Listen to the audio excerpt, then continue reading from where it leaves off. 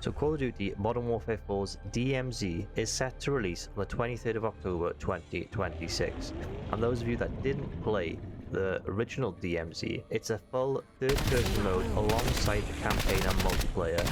So rather than another Warzone beta experiment, it also supports solo and squad play. So with PvE enemies and other human operators, missions, looting and extraction all happening together. So it's like any other extraction game really. The main map is Hajin, which is also, I think it's the new Warzone map as well.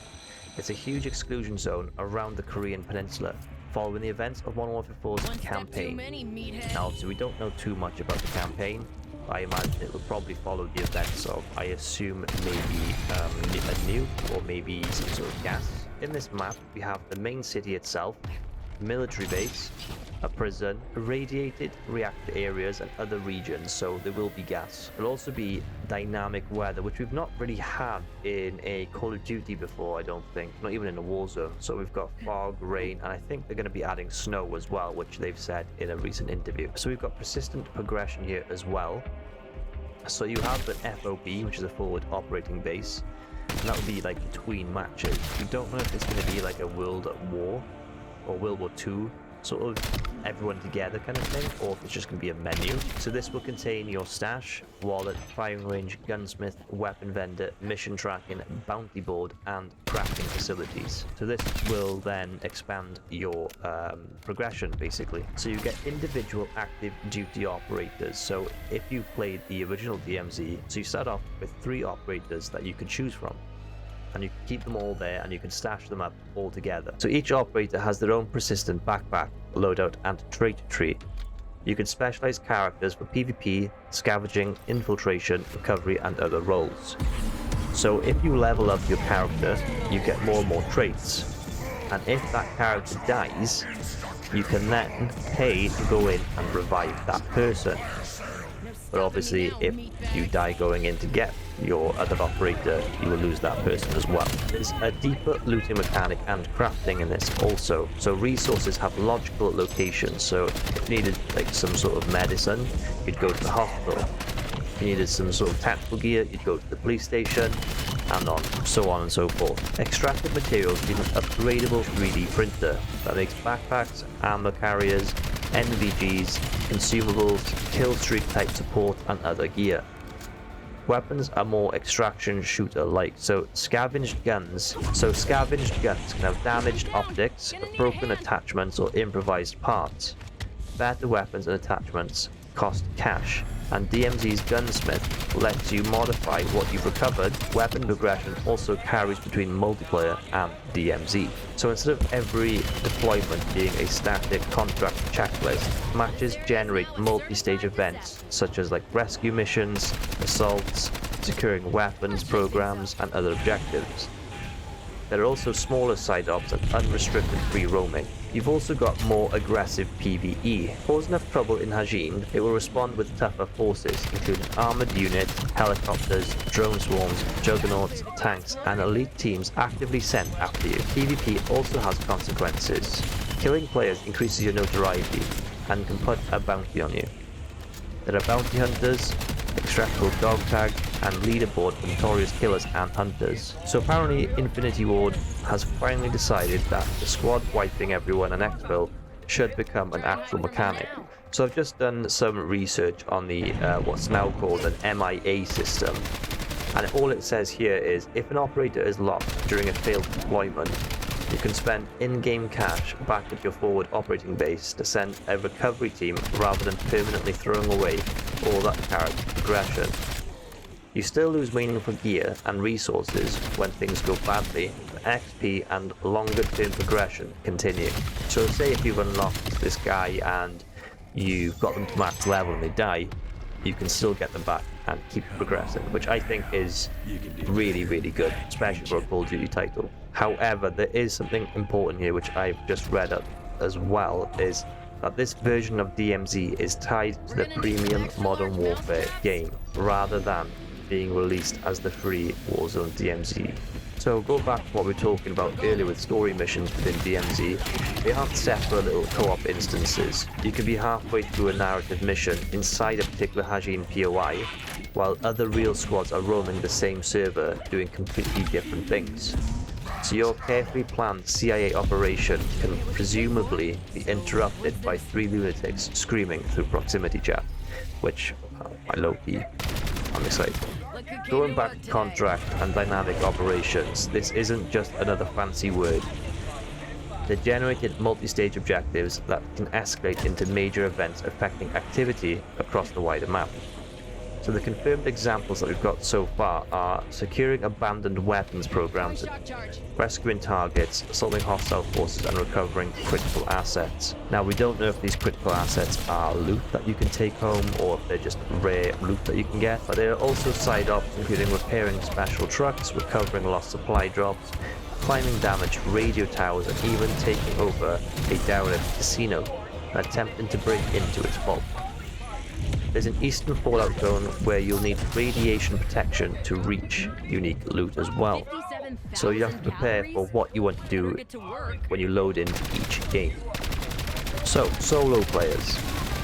So they are actually getting some love with this game too. So there's this new stealth meter, particularly intended to help solo players deal with the AI. As an enemy begins noticing you, your HUD indicator moves through white, yellow and orange, accompanied by audio cues. Breaking line of sight or getting back into cover can prevent the AI from fully detecting you. The original DMZ literally had AI that was capable of seeing you through walls, buildings and even across the goddamn map. So this is a huge win. The AI does sound a lot more complicated, so enemy groups aren't merely scattered bots waiting around buildings. What Infinity Ward have said is AI squad can coordinate, reposition and navigate together. There are vehicle convoys, helicopter patrols and large infantry formations, while strategic assets and WMDs are physically moved around the map. And there's effectively a one-to heat system when it comes to PvE, which we were talking about earlier, and obviously you get the tanks, which are apparently really difficult to destroy. Drone swarms, which is like that kill streak from I think it's Black Ops 3. Juggernauts, helicopters, Deathstalker helicopters, heavily armored infantry, elite strike teams, which apparently you will need a couple of squads to take out, like helping you. And you've also got lieutenant and boss enemies as well. Your forward operating base has a boss fort containing information on hostile lieutenants operating around Hajin. You can spend cash on intel to locate them more accurately, or climb hunt towers during a deployment to identify a nearby lieutenant. All you gotta do is kill one and you can take their dog tags. But here's the clever bit. Carrying a lieutenant's tags makes you valuable. Rival squads can potentially track you as you're carrying them. Now this is another interesting part, so you can choose how you enter Hajin.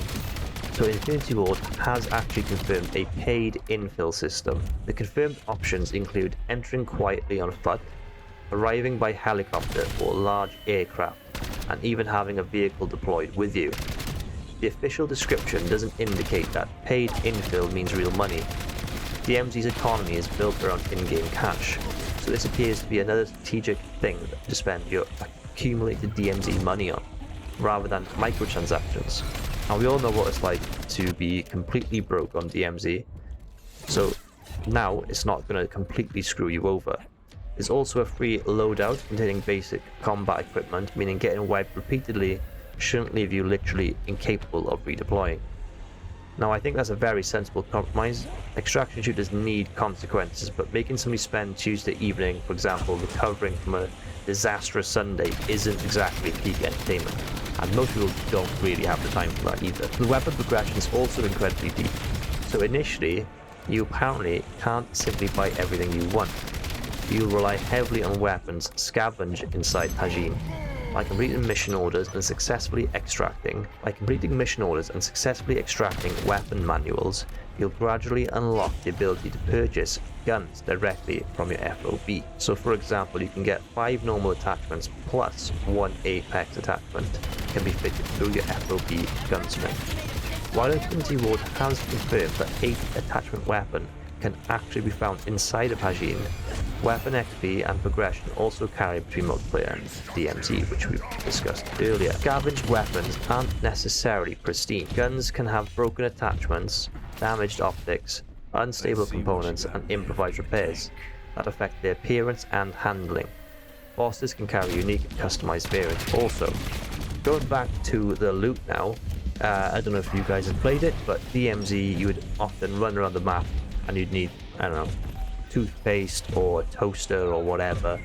Well, loot actually has logic in this game now, so rather than, I don't know, example, toothpaste appearing next to an RPG, because the loot algorithm has like had a nervous breakdown, resources are geographically distributed. Like we said earlier, tactical equipment will be in police stations, hazmat suits and stuff like that will be in fire stations, and if you need medicine or anything like that, they'll be in the hospitals. If you're badly hurt and don't have like a self-revive, you can use a tourniquet to temporarily recover into a wounded state. You then need additional medical treatment quickly or you're still in trouble. So that's really good, and it actually kind of makes things a bit more difficult, especially if you're solo and you don't have a self-revive. That means you can potentially have second wind there, and you can maybe find a hospital, get the medicine that you need, and you can be back to full health. However, we don't know anything about how you're going to be affected if you are sort of still in between the tourniquet and the full health. We don't know if you're going to be just halfway, or if you're going to be moving slower, or if you're going to have the bloody screen. We haven't had much information on that as of yet. And exfil isn't only helicopters anymore. Infinity Ward specifically mentions helicopter extraction and skyhooks, among other ways that you can leave Hajin. So that I would imagine you can use boats, maybe find a cave that you can go through, or even maybe vehicles. So apparently proximity chat is much more sophisticated. So proxy chat now has distance-based volume and directional sound plus environmental reverb. So if you're all in a tunnel, for example, and you can hear another team, you hear them quite distantly, but they'll be echoing, and you'll be able to maybe pinpoint in which direction that they're going. But again, Call of Duty and sound, they've never really been good together, so we'll have to see. But anyway guys, if you have found something out today that I told you, or just excited for DMZ, hit the like button, subscribe, and again, remember we're on our way to 500 subscribers. We will be giving away GTA 6 for completely free. And until then, I'll see you guys in my next video.